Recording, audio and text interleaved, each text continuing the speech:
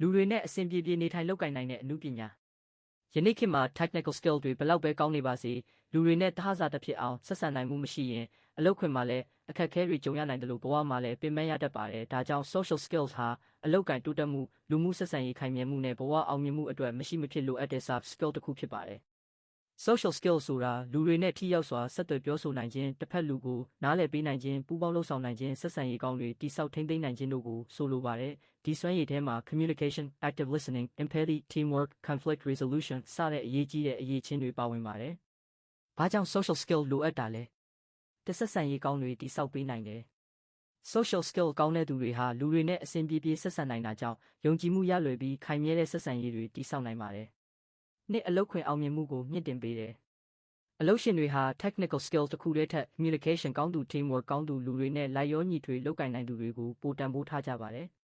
သုံးပဋိပက္ခတွေလျော့နည်းစေတယ်။အမြင်မတူမှုတွေကြုံလာတဲ့အခါစိတ်မဆိုးလွယ်ပဲတစ်ဖက်လူကိုနားလည်ပေးနိုင်ခြင်းကပြဿနာတွေကိုငြိမ်းချမ်းစွာဖြေရှင်းနိုင်စေပါတယ်။လေးကောင်းဆောင်မှုစွမ်းရည်ကိုတိုးတက်စေတယ်။လူတွေကိုနားလည်နိုင်မှုစည်းရုံးနိုင်မှုနဲ့အဖွဲ့ကိုဥဆောင်နိုင်မှုတွေဟာခေါင်းဆောင်ကောင်းတစ်ယောက်အတွက်အခြေခံအုတ်မြစ်တွေဖြစ်ပါတယ်။ငါးဘဝကိုပိုမိုပျော်ရွှင်စေတယ်။လူမှုဆက်ဆံရေးပြည့်ပြည့်လာတဲ့အခါအထီးကျန်မှုစိတ်ဖိစီးမှုတွေလျော့နည်းပြီးဘဝကိုပိုမိုအေးချမ်းစွာဖြတ်သန်းနိုင်ပါတယ်။ social skills တိုးတက်အောင်ဘယ်လိုလေ့ကျင့်မလဲ active listening ကိုလေ့ကျင့်ပါတစ်ဖက်လူပြောတာကိုကြားရုံမဟုတ်ပဲနားလည်ဖို့အာရုံစိုက်ပါစကားမဖြတ်ပါနဲ့ဖုန်းကြည့်တာမျိုးရှောင်ပါ small talk နဲ့စကားစတင်ပါလူတစ်တွေနဲ့တွေ့တဲ့အခါဒီနေ့အလုပ်အဆင်ပြေရဲ့လား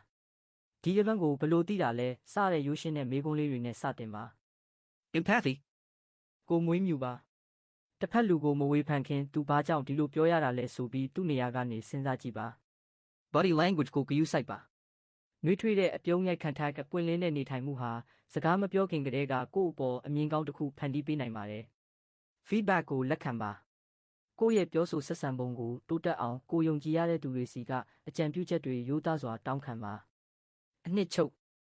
social skills ဆိုတာလူတွေနဲ့ထိရောက်စွာတဟဇာဖြစ်စွာဆက်ဆံနိုင်တဲ့အမှုပညာတစ်ခုဖြစ်ပါတယ်ဒီစွမ်းရည်ကအလုပ်ခွင်အောင်မြင်မှုခိုင်မြဲတဲ့ဆက်ဆံရေးနဲ့ပျော်ရွှင်တဲ့လူမှုဘဝတစ်ခုကိုတည်ဆောက်ရမှာအရေးကြီးတဲ့တော့ချက်တစ်ခုဖြစ်ပါတယ်